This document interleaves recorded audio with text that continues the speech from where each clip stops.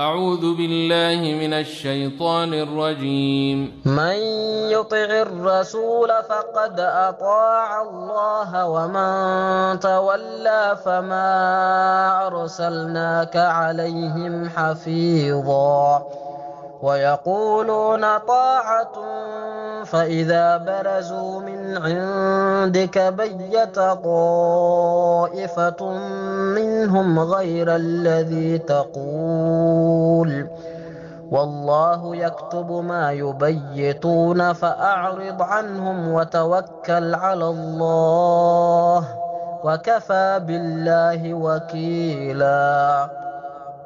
أفلا يتدبرون القرآن ولو كان من عند غير الله لوجدوا فيه اختلافا كثيرا وإذا جاءهم أمر من الأمن أو الخوف أذاعوا به ولو ردوه إلى الرسول وإلى أولي الأمر منهم لعلمه الذين يستنبطونه منهم ولولا فضل الله عليكم ورحمته لاتبعتم الشيطان إلا قليلا.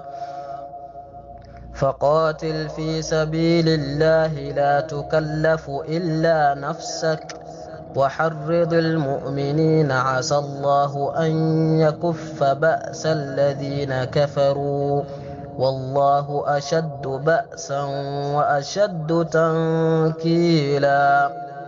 من يشفع شفاعة حسنة يكن له نصيب منها ومن يشفع شفاعة سيئة يكن له كفل منها وكان الله على كل شيء مقيتا.